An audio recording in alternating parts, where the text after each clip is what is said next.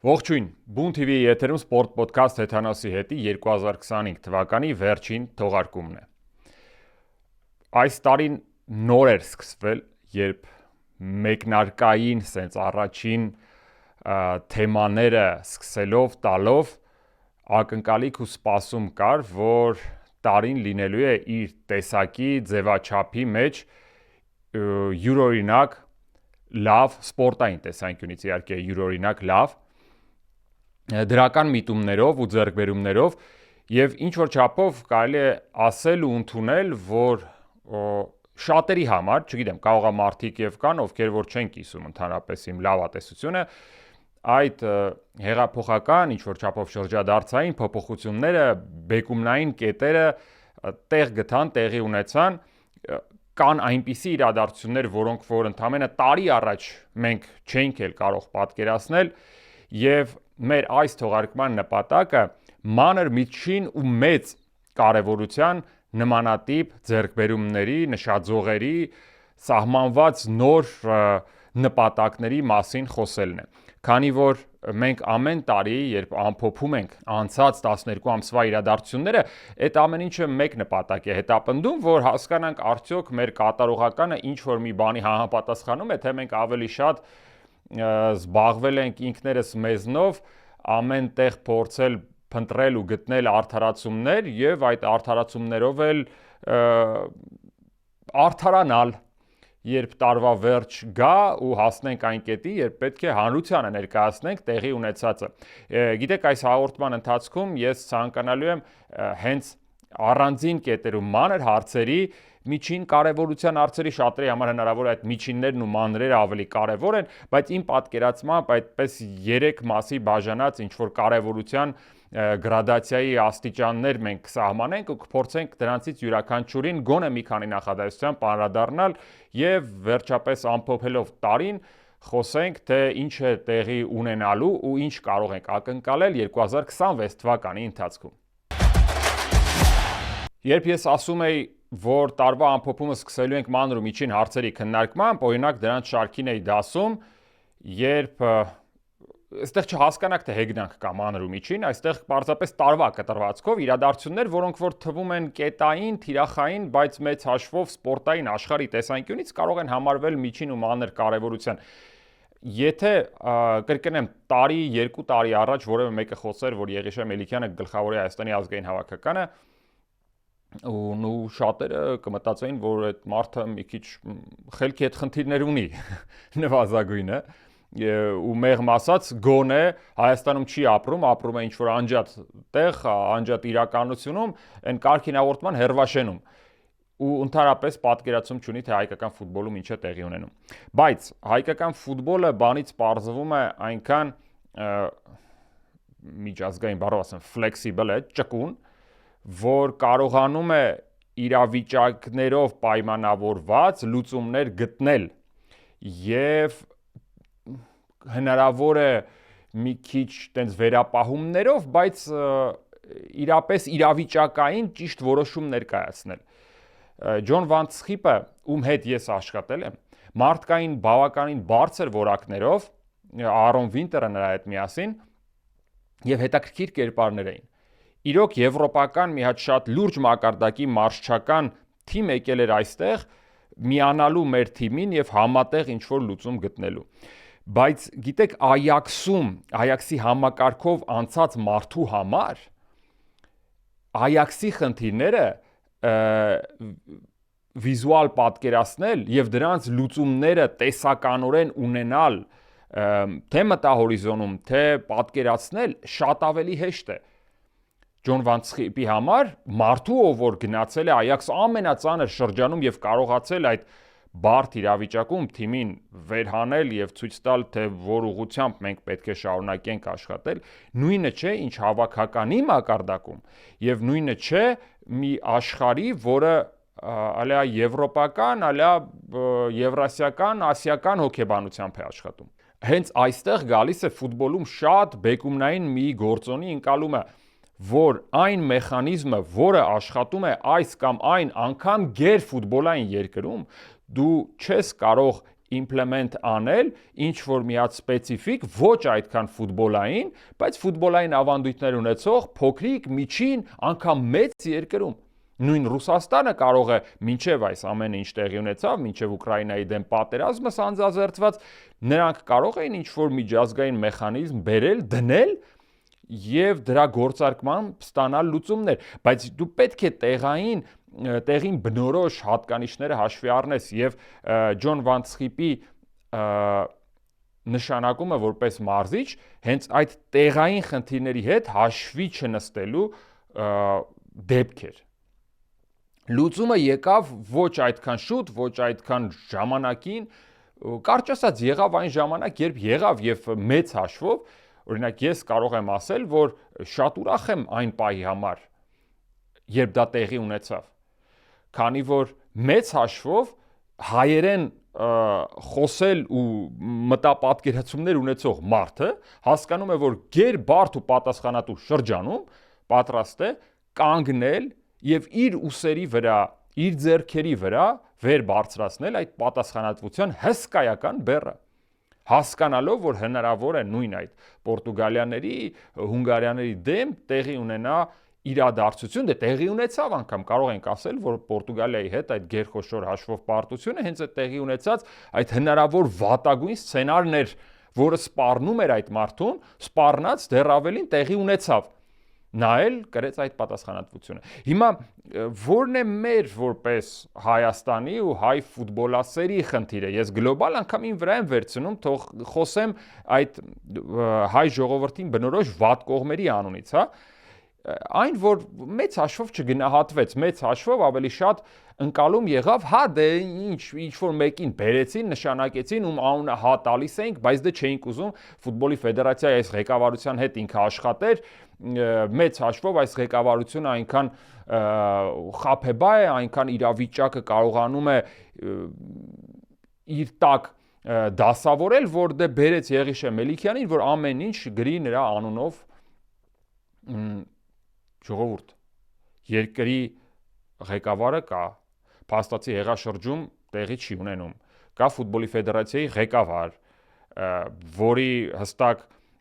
ղեկավարման ժամանակը մենք գիտենք։ Հիմա կամ մենք առասարակ չպետք է մեկնաբանենք տեղի ունեցողը, ասենք դե քանի այս մարդիկ են, ես չեմ էլ ասում ինչ տեղի պետք է ունենա, բայց դեռ ավելին այդ մարդիկ խորհուրդներ են տալիս, խոստովանում են, որ այսպես չպետք է տեղի ունենա, այլ կերպ պետք է հարցին մոտենալ, բայց երբ գալիս է այն պահը, երբ որ հենց այդպես էլ անում են, ասում են, որ դե հա դեսի այնպես արեց, որ իբր իմ աչքերը փակի, եւ ես չկարողանամ խոսել կամ չմեկնաբանեմ, կամ իրականում մենք հասկանում ենք ինչ պատասխանատու շրջան է եւ նրանք են կրելու այդ այո, բոլոր պարտությունների պատճառները եւ հետևանքները իր վրա կրելու է, իր ուսերին կրելու է գլխավոր մարզիչը, դա այդպես եղել է միշտ, այդպես կա ու մնալու է։ Ֆուտբոլի ֆեդերացիան, որը իդեպ անցած շաբաթ անցկացրեց հերթական նիստը տարվա վերջին ակումբների ներկայացուցիչների հետ համատեղ 30-ից ավել ակումբներ ՀԿ-ներ պետք է ներկա գտնվեին, նրանցից մոտ մինչև 10 բացակային, բայց հենց նրանց ներկայությամբ տեղի ունեցավ նիստ եւ գիտեք նիստի ամփոփման տեսանկյունից շատ հակիրճ ասեմ, քանի որ ես էլ այնտեղ մասնակցել եմ, մեծ հաշվով բոլորը ընկալում ունեն, որ այս ֆորմատով, այս իրականությունում աշխատելը հիմա բոլորի համար մի քիչ ավել, մի քիչ պակաս ընդունելի միջավայրն է։ Հիմա այդտեղ մեղավորության պատճառներ ու մասնաբաժին փնտրել մեկի վրա ավելի շատ բարթել, մեկի վրա չնչին մեկին փորձել ստերիլ մաքուր պահել, չգիտեմ որքանով է ճիշտ։ Հիմա ամեն ինչում որևէ մեկը մեղավոր չէ, ամեն ինչում բոլորս ենք մեղավոր։ Եվ հիմա այն ամեն ինչ տեղի է ունեցել հայկական ֆուտբոլի հետ, ինչ որ մեկը մեղավոր չէ, ինչ որ մեկը ստանում է ինչ որ ժառանգություն, չի կարողանում այդ ժառանգությունը ճիշտ մենեջ անել եւ ստացվում է այն, ինչ հիմա կա։ Եվ մեր խնդիրը ոչ թե գտնելն ու գանահարելն է, այլ ասելը, որ դե տեսնում ենք խնդիրները եւ պետք է շարունակենք, որովհետեւ այդ խնդիրները պետք է լուծել։ Գիտեք, ամենալավ բանը, որ առասարակ մարդիկ կարող են սովորել կյանքի ընթացքում, դա այն է, որ Խնդրի մատնանշումը, ես օրինակ իմ կյանքում ամբողջ օրը ապրում եմ նման շատերի դեպքում իրոք նման մարդկանց կերպարի շուրջ եմ ապրում։ Մարդիկ, ովքեր որ պարզապես պատրաստ են խնդիրը սահմանել, որը ակնհայտ է, հա, օրինակ պատկերացրեք այս բաժակը թափվի այստեղ, սաղ սենց այստեղ թաց ջուր վտանգավոր տաղավարում աշխատելու համար եւ ինչ որ մեկը կողքից գա ասի գիտեք այստեղ սաղ ջուր է թաց է եւ վտանգավոր է գրողը տանի ես էլ եմ տեսնում ես այստեղ աշխատում եմ բայց ինքը շարունակաբար բայց պետք է հասկանալ թե ով է մեղավոր ինչպես ջարդվեց արդյոք դա ճիշտ էր նախկինում նման բան տեղի չէր ունեցել հարգելիս դու կարաս օգնես այստեղ մաքրենք չորացնենք եթերը շարունակենք Հիմա այդ լուծումները առաջարկող մարդկանց քանակը Հայաստանում նու Պլինդուսից ներքև է զրոյականի է հասնում խնդիրները շարադրող թե ինչ է տեղի ունենում հազարավորներն են խնդիրը բոլորս ենք տեսնում հարգելիներս դուք կարող եք վերավորակավորվել որպես խնդիր լուծող եկեք խնդրեմ եկեք ասեք եթե ոչ ապա գրողը տանի կլնի սուս մնաք մենք տեսնում ենք այդ խնդիրը կամ եթե անգամ արձանագրում եք դա պլյուս գոնե ասեք ու ցույց տվեք այն մարդկանց ովքեր այդ խնդիրների լուծումները տեսնում են Եվ այդ խնդիրների լուծումները դա այլ մոլորակայինների ներգրավումը չէ այդ աշխատանքներում, այսինքն անհնարինության սահմանին մոտ ինչ որ պատկերացումներ չեն, որովհետև ես էլ կարող եմ ասել, այս խնդիրը պետք է լուծվի, եթե ես ունենամ օրինակ 1 միլիարդ դոլարին համապատասխան դրամ կամ հենց դոլար։ Որովհետև այդպիսի պսևդո լուծումներ բոլորը կարող են ասել։ Իրական, կյանքային որ իրավիճակը լուծում է։ Եվ 2025 թվականը այդ տեսանկյունից գրեթե բոլոր ուղղություններով նմանատիպ ինչ որ հանգրվանների, նմանատիպ իրավիճակների, որոնք որ սենց կամ աճ կամ ձախ կամ մեջտեղով կամ շարունակում ենք այնպես ինչպես սկսել ենք։ Նման իրավիճակների տարի էր կարծես։ Հայկական ակումբային ֆուտբոլը վատ լավ կա այնպիսին ինչպիսին որ կա եւ անցել է ճանապարհ հատկապես վերջին 5 տարիների ընթացքում, որի հետևանքով իր ներկայացուցիչներից 3-ը հասել են մինչև Եվրակումբային վերջին եզրափակիչ լիգայի փուլ, նրանցից մեկը այս տարի հաջողացրել է առանձին այդ մասին խոսանք, հասնել play-off, որը առաջին անգամ է առհասարակ։ Եթե մենք դիտարկում ենք այն մեգա հաջողությունը, որը Չեմպիոնների լիգայի խաղարկությունում ունեցել է Արարատը որպես մեծ խորհրդային գերտերության ներկայացուցիչ, հասնելով քառորդ եզրափակիչ Չեմպիոնների գավաթի խաղարկությունում, ապա դրանից հետո գոյացած այդ հսկայական տարիների անջրպետը 50 տարվա ինչ որ բաց կա, 50 տարվա եվրագավաթային մենք բաց ունենք։ Դրանից հետո մենք ունենք թիմ, որը այո իր կարգով երրորդ եվրոպական գավաթում, բայց այն ժամանակ էլ այդպիսի գավաթներ եղել է գավաթակիրների գավաթը, եղել է չեմպիոնների գավաթը, որը մշտապես թիվ 1-ն է համարվել, հետո արդեն UEFA-ի գավաթը, որը վերանվանվեց, վերավորակավորվեց, փորձեցին իր կարգը բարձրացնել, աշխատել են, շարունակում են աշխատել դեպի եվրոպական ֆունկցիոներներն այդ ուղղությամբ։ Մենք գեր ֆուտբոլային նվաճում ունենք։ Եվ այսինքն այդտեղ հետևողականություն ու պարբերականություն է առկա։ Մենք տեսնում ենք, որ ոչ մեկ թիմ ոչ թե պարզապես շատ լուրջ ֆինանսի ներդրմամբ Ալաշկերտի դեպքում ընդհանրապես չես կարող ասես։ Այդտեղ մարշչական աշխատանք էր, սկաուտական աշխատանք էր, ճիշտ թիմի ձևավորում էր, որը կարողացավ դառնալ չեմպիոն, հետո որակավորման փուլը այնքան սահուն հաղթարել, որ արդյունքում այդ մեկ մրցաշարից մյուսը տեղափոխվելու արդյունքում հասնի մինչև խմբային փուլ կոնֆերենցիաների լիգայի խաղարկության։ Բայց նույն հարևան մեր բազմաթիվ երկրներ այդ հարցում չեն հաջողում եւ այն երկրները, որտեղ որ ֆինանսապես շատ ավելի կայուն վիճակ է, նույն Վրաստանի մասին է խոսքը։ Այս դեպքում Մոլդովան ես անգամ չեմ էլ ցանկանում մոտիկ մեզ բերել դնել, քանի որ բազմաթիվ կետերով մենք նման ենք, բայց եւ շատ էական կետերով նման չենք, որովհետեւ շերիֆը, որը բերել է այդ առյուծի բաժինը միավորների, նա ընդհանրապես իրեն մոլդովական իրականության հետ ընդհանրապես չի կապում, նո բառի ուղիղ իմաստով։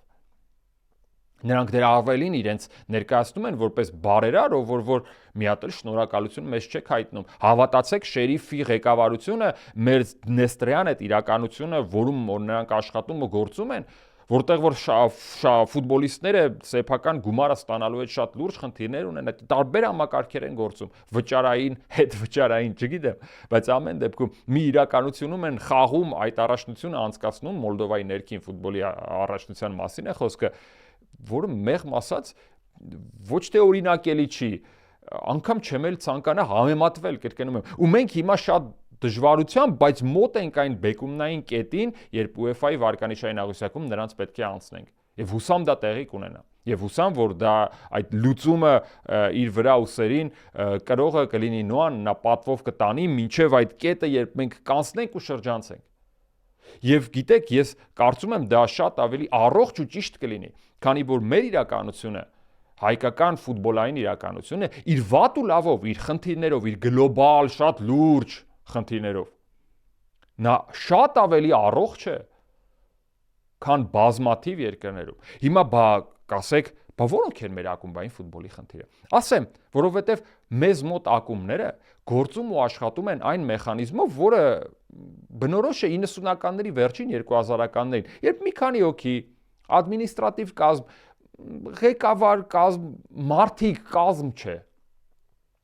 Ձևավորում են թիմ առանձին կետերով, ամեն մարդ անում է 3-ից 4 ֆունկցիա եւ ինչ որ մի ձև գլուխ են բերում հիմնական գլխավոր թիմի մեկնարկային կազմի պատրաստ լինելը այս կամ այն հանդիպմանը։ Ահա այդպես են գործում ֆունկցիոնալ առումով մեր ակումբների ուղիղ մեծ մասը։ Այո, հետ պատերազմյա իրականությունում գործող նորանկախ երկրում Հայաստանում, ինչպիսին Հայաստանն է, այդպիսի լուծումը ընդունելի եւ ընկալելի է, բայց հիմա արդեն, երբ ամեն ինչ փոխվել է, երբ ամբողջ աշխարհը հասկանում է, որ ակումբային ֆուտբոլը դա հսկայական գումարային ներհոսք է, հսկայական աշխատանք, թիմային աշխատանք, անձնակազմի աշխատանք, ներգրավում, վերակավորվում, վերապատրաստումներ, ժամանումներ, մեկնումներ, աշխատանք միջազգային դոնորների հետ, աշխատանք միջազգային փորձ ունեցող կազմակերպությունների հետ, նրանց փորձի ընդունում, փոխանակում եւ այլն, հազար ու մի բան է, այդ առումով մեր ակումբների ուղիղ կեսը ոչ թե թերանում է, այլ չի անում, որովհետեւ կամ հնարավորություն չունի, կամ չի կարևորում դա, կամ շարունակաբար մտածում է, որ այդ նախորդ մեխանիզմը, որը տարիներ շարունակ իրեն արդարացրել է, այսպես թե այնպես, վատով թե լավով, եք շարունակի գործել, բայց ժամանակակից ֆուտբոլը ընդհանրապես դրա մասին չէ, եւ առանձին ակումբների հաջողակ լինելը, նրանց հաջողությունները հենց դրանով էլ պայմանավորված են։ Հիմա արդեն հավատացնում եմ այն մյուս ակումբները, եթե այսպես շարունակվի, այդ վարչարարական ադմինիստրատիվ հատվածներին, մարքեթինգային կոմպոնենտին, մերչին ուշադրություն չդարձնող ակումբները մրցունակ այլևս չեն լինելու հայկական ֆուտբոլում։ Եվ դա ի շնորհիվ այն ակումբների, որոնք որ դա հասկացել են եւ իրենց ուսերի վրա շարունակում են մեր ֆուտբոլը 1 ոտ, 2 ոտ առաջ տանել։ Իդեպ դա ընդգծեմ, որ դա ոչ թե շնորհքն է ֆեդերացիայի կամ մեր պետության, որը նման միջավայր է ստեղծել, ոչ, դա առանձին ակումբների ինքնակամ ցանկությունն է դառնալու ավելի լավը, վերցնելով դրսից բերված հնարավորությունները եւ այստեղ տեղակայելու այստեղի առանձնահատկությունները հաշվի առնելով։ Այո, հնարավոր է որոշ կետերում, թիրախային կետերում ֆուտբոլի ֆեդերացիան օգնել է, որպեսզի այս կամ այն իրավիճակը հենց այնպես դասավորվի, ինչպես որ ակումբներին այդպես աշխատել ցանկացող ճիշտ մոդելով աշխատել ցանկացող ակումբների համար լինի ավելի հաճելի հարազատ միջավայր։ Չնայած պետք է ասել, որ տարբեր փորձեր էլ մերժվել են նույն այդ ակումբների շնորհիվ։ Եվ հիմա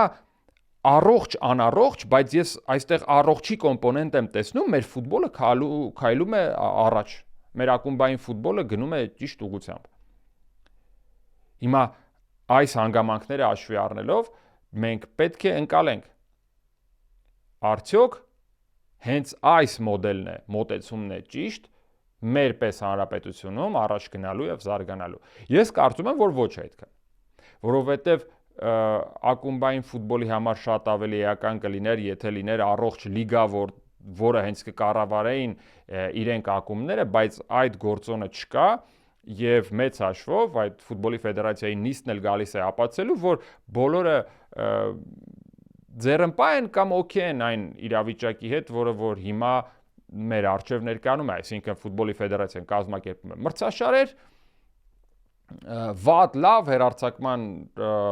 խնդիրներով, որոնց իդեպ եւս առանձին մի քանի նախադասությամբ կանանդառնանք, բայց դե կա այնինչ կա, դե թող սա էլ մնա։ Ես առանձին այստեղ խոսեցի նաև այդ հեռարձակման թեմայով։ Նիստի ժամանակ հնարավորություն եղավ շատ արագ փորձելու հասկանալ այդուհանդերձ հեռարձակում լինելու է Հայաստանի առաջնության, թե ոչ։ Պայմանագրային պարտավորվածություն ունի FAST TV-ն եւ ինչ որ մի բան արվելու է, որպեսզի հեռարձակումը կազմակերպվի։ Այն կգնա եթեր, թե այն կլինի միայն YouTube-ային, հիմա իդեպ երկուսն էլ կա, թե FAST TV ալիքներով է գնում եւ այն հեռարձակում է նաեւ YouTube-ով, հնարավոր է հիմա գնա մենակ YouTube-ով, ինչպես որ հեռարձակվել է, բայց այ գալիք մրցաշրջանի համար կա մեծ գլոբալ բաց։ Տիտղոսային հովանավորի հնարավոր է խնդիր առաջանա, առասարակ հեռարձակումը կազմակերպելու այն հարթակը արդյոք YouTube-այն հարթակն է, որտեղ որ պետք է միայն հեռարձակվի առաջնությունը։ Կարծում եմ դա լրջագույն խնդիր է, որը արդեն բաժին է հասնում 2026 թվականին։ Ֆուտբոլը թողնենք մի կողմ։ Ֆուտբոլից անցնենք այլ մարզաձևերի, չնայած այսպես հերրակա համեմատականներ եւ խնդիրների արծարծում հնարավոր է եւ մեզ մոտ տեղ գտնեն։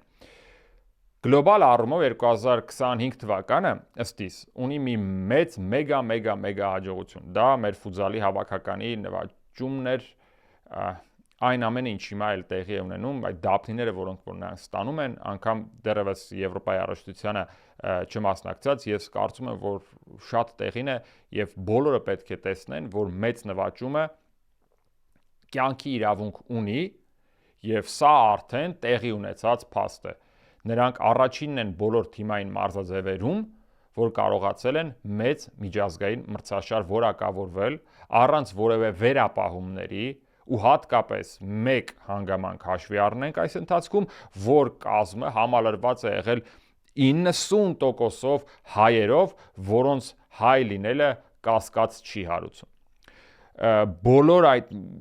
հարակից ուժեղացումներն էլ, որոնցից ոմանք շատերի համար մի քիչ կասկած են առաջացնում, այստեղ որևէ քննադատության չեն դիմանում համեմատությամբ այլ մարզաձևերի, որտեղ որ ազգային էթնիկ պատկանելիությունը մի փոքր ավելի կարևոր չէ, քան կոնկրետ ֆուտբոլում եւ ֆուտզալում, եւ այստեղ կարող են պարզապես օրինակ ռուս մարզիկը փոխի իր անձնագրային պատկանելիությունը եւ ներկայացնի այս կամ այն երկիրը, իսկ ներկայիս իրականությունում այդպիսիք մենք շատ ենք տեսնում Ռուսաստանի տարբեր ներկայացուցիչները թեթև ատլետիկայում, գեղարվեստական մարմնամարզությունում, սպորտային մարմնամարզությունում, պարզապես թենիսում հնարավորություն են գտնում իրենց անձնագիրը փոխելու եւ տեղափոխվելու ներկայացնելու այլ երկիր։ Մեր իրականությունում ֆուտզալի հավաքականը կարողացել է այնպիսի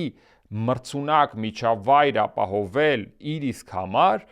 որ կարողանում է անգամ չնչին հնարավորությունները, հայկականության չնչին հիշատակումները օգտագործել իսպաս եւ միաժամանակ կարողանում է օգտվել հենց տեղի հայերի, այն հայերի, որոնց կասկածել չի հարուցում, նրանք բավականին լավ գիտեն, թե ուր են գալիս եւ բավական առողջ միջավայր են գալիս, որը մրցունակ թիմ է ստեղծում։ Բացառիկ մրցունակ թիմ, որը ֆուտբոլային հարուստ պատմությամբ, ֆուտզալային հարուստ պատմությամբ միջավայրների հետ շարունակում են լինել մրցունակ։ Էլ ավելի կարևոր է, որ այդ միջավայրը ապահովվում է ներքին կայուն արդեն կայացած առաջնությամբ, որը ունի գլոբալ մեկ խնդիր։ Մեր ֆուտզալի բոլոր հանդիպումները մեկ դահլիճում են տեղի ունենում, բայց այդ հանգամանքն էլ վստահ եմ հաջորդ 2-3 տարիների ընթացքում կլուծվեն, որտեղից այդ վստահությունը, այս դեպքում այդ վստահությունը ինձ մոտ գալիս է այն համակարգը, որը չկա այ ֆուտբոլում, այստեղ կա այդ համակարգը մեկ մարդու շնորհիվ։ Ես գիտեմ այդ մարդուն եւ նա Ռուբեն Նազարեթյանն է։ Նա այն աստիճան սիրում է այս մարզաձևը, որ գիտի, թե ինչ ճանապարհներով բոլորին ոչ թե կպարտադրի, այլ կբացատրի, որ սա է լուծումը եւ սա է ճիշտ ուղղությունը եւ 1 տարուց կամ 2 տարուց այդ հարցը նույնպես կլուծվի եւ հանդիպումներ տեղի կունենան ոչ միայն Երևանում կոնկրետ 1 կետում, այլ մի քանի տեղերում։ Այս ընթացքում Unibank Cup մրցաշարը տեղի ունեցավ, որը նախապատրաստականն էր ֆուտզալի Հայաստանի ազգային հավաքականի համար եւ այդտեղ մասնակցած ընտրանիները Ղրղստանը, Մոլդովան, Վրաստանը նրանք քաշ ու կշիռ ունեցող լավ վերջին շրջանում իրենց լավ կողմերով դրսևորած ընտրանիներ էին ժամանակին մեր համար Մոլդովան բարդագույն օպոնենտ կարող էր համարվել հավատացնում եմ ինչ որ չափով դժվար հաղթահարելի մրցակից էր նա մեզ համար բայց հիմա արդեն մենք ոչ առաջին անգամ հանգստությամբ որակի հաշվին մենք կարողանում ենք նրանց հաղթել Վրաստանի հավաքականը, ում մենք հաղթեցինք 3-1 հաշվով։ Վրաստանն ընդամենը ոչ այդքան վաղանցյալում էր, երբ նրան մենք հանդիպել էինք այստեղ էլ Վրաստանում էլ եւ ունեցել լրջագույն դժվարություններ պարտվել էինք։ Հիմա արդեն մենք կարողանում ենք նրանց հաղթել։ Այս հավաքականը անցել է շատ լուրջ ճանապարհ եւ այն ունի ոչ թե պարզապես հիմք այլ ամուր հիմք, որը թույլ չի տա, որ ինչ-ինչ վատ գործոնների արկայության դեպքում պարզապես անհետ կորի։ Հասկանում եք, համեմատություն անեմ, օրինակ ըմբշամարտի եւ ծանրամարտի հետ չի կարող ինչ-որ լավ, եթե ինչ-որ մի հատ ֆեդերացիայի նախագահ փոխվի, որը որ վատ է պատկերացնում անգամ թե ինչ է ըմբշամարտն ու ծանրամարտը, դրանից առանձին դահլիճում տաղանդաշատ երիտասարդը, ով որ կարողանում է համապատասխան քաշը բարձրացնել կամ այնքան ճկուն է, որ ազատ ոճում նկատում են այս տղան պարզապես անկասելի է, դրանից բան չի փոխվելու, ինքը շարունակելու է աշխատել եւ նա շարունակելու է Հայաստանի անունը բարձր պահել։ Նմանատիպ շատ լուրջ էական հիմքեր են ստեղծվել նաև ֆուտզալի համար, որտեղ կան արդեն մարզչական դասընթացներ, կան առանձին մարզիչներ, որոնք պատրաստվել են հենց այն ժամանակակից պարտք ու պահանջի հիման վրա, որը գործում է ֆուտզալային իրականությունում, այլ ոչ թե ֆուտբոլային մարզչի շատ լավ վերապատրաստման կուրսեր է անցել եւ եկել տեղափոխվել է ֆուտզալ ոչ այդպիսիք ֆուտզալում ֆուտբոլից վերավորակավորվողները շարունակում են շատ մնալ, բայց գոնե մարզչական տեսանկյունից որտեղ որ գործոնը շատ ավելի լուրջ է, այստեղ շատ ավելի ինտենսիվ է մասնակցությունը մարզչի եւ շատ էական է, որ մարզիչները ստանում են հենց համապատասխան կրթություն, հասկանալու, որ իրենց անմիջական մասնակցությունը ոչ թե հանդիպման ընթացքում այդ փոխայնողների նստարանի մոտ, ինչպես ֆուտբոլում է, բղավելն է ու տեղ-տեղ ժամանակ առ ժամանակ փոքրիկ միջամտություններ, այլ շատ ինտենսիվ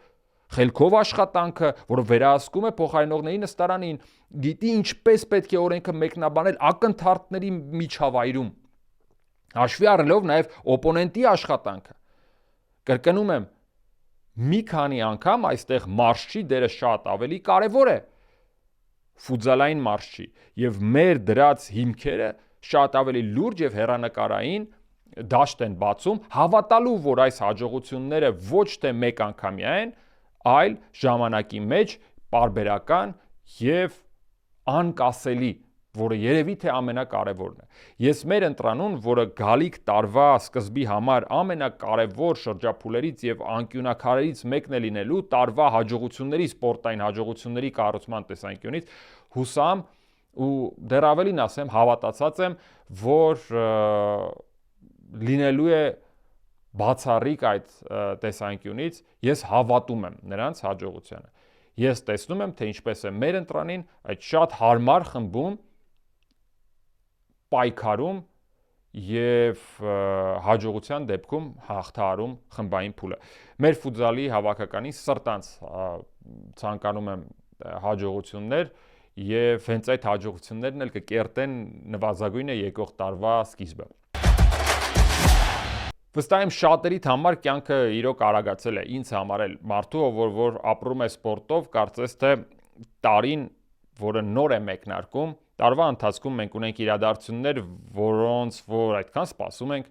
եկող տարին պատկերացրեք փոքրիկ տենց անոնս անեմ, թե ինչեր է տեղի ունենալու եւ ինչեր կարող ենք մեկ ակնկալել, հա, եւ սկսենք օրինակ տարվա սկզբից։ Ես ամեն տարի սիրում եմ առաջինը հետևել օրինակ Australian Open-ին, թենիսի մեծաղարտի մրցաշարից, այդ մեկը ես շատ եմ սիրում։ Հետո գալու է միանգամից մեզ մոտ ֆուտզալի Եվրոպայի առաջնությունը։ Դրա հետ մեկտեղ Միլանում մեկնարկում է ձմեռային օլիմպիական խաղերը։ Մեկնարկում են խաղեր, որոնք որ առանձին մարզաձևերում մեզ համար հսկայական կարևորություն են ներկայացնելու։ Գեղասահք է այդ թվում եւս մենք այդտեղ մասնակից զույգ ունենք։ Նրանց հաջողություն եմ մաղթում։ Եվ հուսամ, որ այդ ելույթները նաև լավ եւ լուրջ կմեկնաբանվեն։ Դրա համար կան նախադրյալներ եւ մեր հաղորդումն էլ, մեր ոդքասթն էլ դարձել է հենց այդ դաշտերից մեկը վերջերս էլ Արի Զախարյանի հետ ով նաև մեզ շատ կարևոր հարցազրույց էր տվել վիդեո տարբերակով, հիմա արդեն տեքստային Media-Max-ում կարող եք շատ ավելի էական հարցերի, շատ ավելի ընդգրկուն հարցերի պատասխաններ տեսնել, խորհուրդ եմ տալիս գործընկերներից, նաև Մարիա Բաղդասարովայի արած աշխատանքի հետ ծանոթանալ։ Եվ հիմա շարունակենք հա մրցաշարերը։ Այնտեղ կան աշխարհի առաջնության խաղեր ԱՄՆ-ում, Կանադայում եւ Մեքսիկայում։ Էլ չեմ ասում, որ մեր ներքին առաջնությունն է շարունակվում։ Կան իրադարձություններ, որոնք որ կապված են ենթակառուցվածքների ձեռքբերման, կառուցման, շինարարության տարբեր փուլերի ավարտի հետ, որոնք որ հենց մեզ են հետաքրքիր։ Նույն թվում օրինակ Դանիել Դալաքյանի ավտոդրոմ կարտոդրոմը, որը Եղվարդի ճանապարհին է կառուցվում, այդ թեմային անդրադարձել ենք, առանձնահատուկ ցանկանամ խոսել, նշել, որովհետև ամեն օր չէ, որ կառուցվում է միջազգային նորմերին համապատասխան, ամեն կարևոր պահանջների տակ փաստաթղթավորված հստակ չափանիշներին համապատասխանող նման տրեք, որը կարող է ընդունել միջազգային անգամ մրցաշարեր եւ արդեն ավտոմոտոսպորտը մեկ քայլ առաջ կկատարի։ Էլ ավելի էական է, որ ես իմ աչքով տեսնում եմ Փյունիկի արևանությամբ Ծիծեռնակաբերդի խճուղու մոտակայքում, Դալմայի դիմաց, բոլորիդ համար եթե ավելի པարզ կլինի, այդտեղ կառուցվում է շատ արագ ընթացք է առել սպորտային մարմնամարզության համար Ալբերտ Ազարյանի այդքան երկար ու տևական ժամանակ չարչրկված դահլիճի կոմպլեքսի շինարարությունը, արդեն հիմքերը գծված են, ամեն ինչ կա, արդեն հարկերն ես տեսնում, նախանշում եւ նախատեսվում է նրա ավարտը եկող տարի։ Այսինքն 2026 թվականը այդ առումով ենթակառուցվածքների առումով նույնպես էական տարի է լինելու։ Շատ է խոսվել եւ վերջերս շատ խոսվեց այն բոլոր նախագծերի, որոնք որ կապ ունեն ֆուտբոլի հետ, բայց գիտեք, ֆուտբոլի շուրջ այդ աժոտաժը այնքան շատ է, որ մենք այ բաց ենք թողնում այլ ավելի կարևոր հարակից մարզաձևերի շուրջ տեղի ունեցող իրադարձությունները։ Գլոբալ առումով նաև պետք է եւ ցանկալի է կարծես թե մատնանշել նաև այն ուղղությունները, որտեղ մենք շատ լուրջ բարձրացումներ ունենք։ Ցավոք սրտի հոկեյի Հայաստանի առաջնությունը, հոկեյի Հայաստանի ազգային հավաքականի շատ ֆանտաստիկ խաղերից հետո մենք այդ առաջնությունը կորցրել ենք այս պահին, այն պետք է արդեն վերսկսված լիներ, նոր մրցաշրջանը պետք է մեկնարկեր, կարծես թե այն ամենը ինչ կար ակումբների կազմակերպման մակարդակում շատ լավ, փոքր, քիչ, բայց կմնար այդ նույն մակարդակի, եթե հովանավոր լիներ, սակայն չկա։ Եվ արդյունքում չկա նաև այդ առաջնությունը, որը արդեն 2 տարի անցկացվել էր։ Ահա մի բան, որը չեղած տեղից մենք ձեռք բերեցինք, եւ քանի որ մեր պետությունը այդպես է ֆունկցիոնալ առումով գործում, դե թող ինքը իրանց մեջ լուծում գտնեն։ Դե մի բան թող անեն, մենք էլ եթե գա այն փուլը, երբ որ մեր հոկեյի ազգային հավաքականը հասնի աշխարհի առաջնություն, մենք կարողա եւ մեր ոչ թե ձեռքերը լվանք եւ մի կողմ քաշվենք, այլ դափնիներից փորձենք օգտվել։ Ինչու՞ չէ, մենք մի քանի միլիոն դրամ բան կանենք, կտրամադրենք եւ կհետևենք, թե ինչ լավն ենք մենք։ Մեծ հաշվով այս ընթացքում հոկեյի առաջնությունը, որը կրկնում եմ, չեղած պայմաններում շատ լավ միջավայր էր ստեղծել, շատ առողջ ու հետաքրքիր, հիմա արդեն չկա։ ֆունկցիոնալ առումով նրանք պատրաստ են, սակայն չկա վճռականություն, չկա ֆինանսավորում, չկա հովանավոր։ Իսկ այդ ամենը եթե չկա, մարդիկ էնտուզիազմի հաշվին չեն էլ կարող այդ ամենը տեղից միշտ շարժել, հավատացած, որ ինչ որ մի օր այդ ամենը կպարգևատրվի։ Պետք է պարգևատրվեր մանավանդ տևական ժամանակ, որ չկար Հայաստանի հավաքականի գոյությունը սպասարկող այդ ներքին առաջնությունը, որը միջազգային ֆեդերացիայի աչքի առաջ որպես կարևորագույն նորմատիվ է, պետք է դու ներքին առաջնություն ունենաս, որպեսզի քո հավաքականի հետ մենք հաշվի նստենք։ Իսկ այդ հավաքականն էլ, որը ձևավորվել էր, իրոք մարտունակ է, շատ լավ կռիվ տվեց եւ շատ լավ պատրաստված Ուզբեկստանի հավաքականի դեմ խաղերում ցույց տվեց, որ ինքը որակներ ունի եւ արժանի է լինելու գոյություն ունենալու նվազագույնը։ Բանից պարզվում է, այ Վրաստանում իր ներքին առաջնությունը վրացիները կշարունակեն, այլ մենք չէ։ Վրաստանը կշարունակի գեղասահքում հաջողություններ ունենալ, ստեղծելով սպորտի նվիրյալների շնորհիվ առանձին մարզաձևերում, որ մեզ մոտ ուղղակիորեն մահանում են, կորում ու անհետանում են, իրանք կշարունակեն կենսունակ պահել։ Նրանք օրինակ գեղասահքի բոլոր ձևերում մասնակիցներ են ունենալու։ Այո, նրանք էլ են մեր ճանապարհը ընտրել որոշ դեպքերում, երբ որ գտնում են վրացական ծագմամբ կամ ցանկություն, ովքեր որ ցանկանան Վրաստանը ներկայացնել։ Այո, նրանք էլ են այդպես անում, բայց գոնե այնտեղ ներքին առաջնության մակարդակը մասնակիցների ու զբաղվողների քանակը անհամեմատելի մեծ է եւ այնտեղ եղած դահլիճային պայմանները, սառույցը, որը որ կա, ծառայում է հենց գեղասահքին, այլ ոչ թե ինչ որ մարդկանց, ովքեր որ կարող են այսօրը սառույցը լցնել, հաջորդ օր ասել, որ սառույցը ձեր համար չի, այստեղ կլինի իմշամարտ։ Ես հարցեր կա, որ այդպես էլ հայկական սպորտում պատասխան չեմ կարողանում ստանալ, որը լոգիկայի սահմաններում կլինի, իրանք մշտապես ալոգիկ են։ Գոնե իմ ականջներին այդպես են հնչում այդ բացատրությունները։ Ցավոք սրտի, այդ ալոգիկ բացատրություններով էլ պայմանավորված որոշ ուղղություններում մենք մշտապես ունենում ենք խնդիրներ եւ այդ խնդիրները բարձրաձայնողներն էլ արդեն իրենց հերթին հոգնում են եւ այդ հարցերը բաց են մնում։ Թերևս այսքանը այս տարվա մասին, բայց վերջում մի փոքրիկ էլ հաճելի, գոնե իմ համար հաճելի թեմայի եմ ցանկանում անդրադառնալ եւ այդքանով ամփոփել, բարեմաղթանքներն էլ ասել վերջում։ Այս ընթացքում ակտիվ էր նաև դարձի Հայաստանի Ֆեդերացիան, կազմակերպվեց Հայաստանի երկարատև դադարից հետո 2005 թվականից հետո որևէ Հայաստանի մասշտաբներով առաջնություն սիրողական անգամ չէր անցկացվել եւ քանի որ որակավորման փուլ տեղի չէր ունեցել, այս տարվա 2025 թվականի Հայաստանի առաջնությունը սիրողական Հայաստանի առաջնություն անվանվեց 50-ից ավել մասնակիցներով դարձի Ֆեդերացիան, նաև դարձի Ֆեդերացիայի նախագահ Կարեն Գիլոյանի հետ համատեղ կարողացան գալ լուծումների իրենց տեսլականով, լուծումները տվեցին Աչափնյակ համայնքում գործող Երևան Darts ակումբ, դե խորհուրդ կտամ Երևան Darts Club հենց այդպես անունով փնտրել Telegram-յան ալիք, որտեղ որ այդ ակումբը գործում է, այդ ակումբը պարբերաբար հայտարարություններ է տալիս, թե ինչ մրցաշարեր, սիրողական ներքին առաջնություններ տեղի ունենում եւ նրանք ովքեր որ այդ խաղը սիրում են, իրենց օֆիսային տարածքներում ունեն դարձի տախտակ եւ պարբերաբար խաղում են, կարող են գալ այդտեղ շատ ավելի հետաքրքիր հաճելի միջավայրում, անգամ եթե չեն ցանկանում խաղալ, կարող են նվազագույնը հետևել 1 գավաթ սեղանի սուրճի շուրջ, նայել թե մյուսները ավելի լավ խաղացողները Հայաստանի մասշտաբում իհարկե ինչպես են խաղում։ Եւ հիմա այնտեղ անցկացվեց որակավորման փուլը Երևանի Darts ակումբում, հետո արդեն Old Marari ռեստորանում տեղի ունեցավ եզրափակիչ, այսպես գալա մրցաշարը։ Ոչ եզրափակիչ մրցաշարը տեղի ունեցավ 16 մասնակցով, որոնցից մեկը նաև ես էի, բայց ես հենց առաջին փուլում պարտվեցի ապագա փոխ-չեմպիոնի։ Գոհեմ իմ մասնակցությունից, գոհեմ արդյունքներից, որոնք որ տեսա, գոհեմ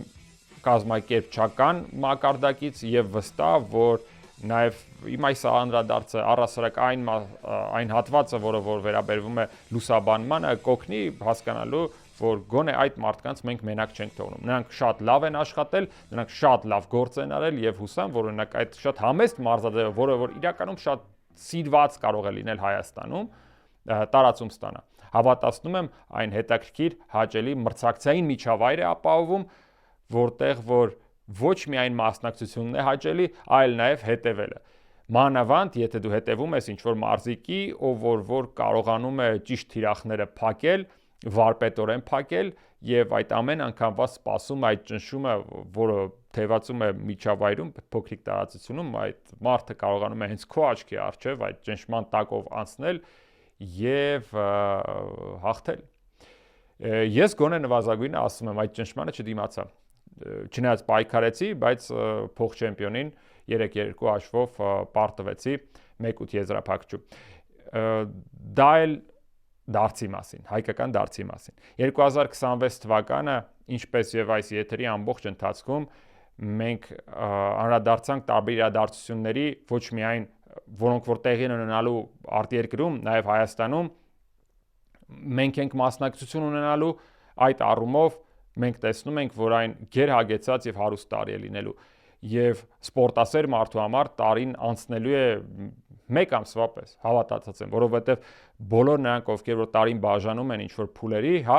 այստեղ, այնտեղ հետևելու ես այս մրցաշարին, մեկ էլ հոպ, տարին կիսվեց, հետո արդեն հոպ, նոր մրցաշրջան եւ հոպ, եւ նորից ձմեռ, եւ նորից դեկտեմբեր։ Ինչ է հաճելի, որ այս եթերին գալուց ձյան փաթիլներ էի տեսնում, վաղուց չի եղել, որ դեկտեմբերին մի տեսակ sense ձյան շունչ զգաս եւ իսկական ձմեռը հասկանաս, որ գալիս է։ Դա էլ երևի թե էլ ավելի է հետաքրքրությունը ավելացնում սպասելու ձմեռային օլիմպիական խաղերին, որ այն գլոբալ եւ մեծ մարտահրավեր մրցաշարերից մեկն է թե մեր համար, թե համաշխարհային հանրության համար, որը տեղի ունենալու իրեւ Միլան, հիշեցնեմ։ Մենք էլ բավական ներկայացուցչական կազմով այնտեղ լինելու ենք։ Համեստ, բայց ներկայացուցչական։ Գոնե նվազագույնը ապահովելու ենք այն մինիմալը, որը որ եղել է նախորդ տարիներին։ Այսքանը այս տարվա վերջին թողարկման համար։ Ձեզ շատ շնորհակալ եմ։ Շնորհակալ եմ, որ մեզ հետ եք, շնորհակալություն Բուն TV-ին եւ այն անձնակազմին, որը ինձ հետ աշխատում է այստեղ այս ամիսների ընթացքում։ Մենք էլ հուսանք, որ ձեզ նորից կտեսնենք արդեն 2026-ի ընթացքում ձեզ հաջողություն, երջանկություն ձեր ընտանիքներում ու սիրեք սպորտ, քանի որ սպորտը դա բացառիկ հնարավորություն է մրցակցելու ու ապացուցելու, որ դուք իրոք ուժեղ եք։ Շնորհակալություն եւ կտեսնենք հաջորդ տարի։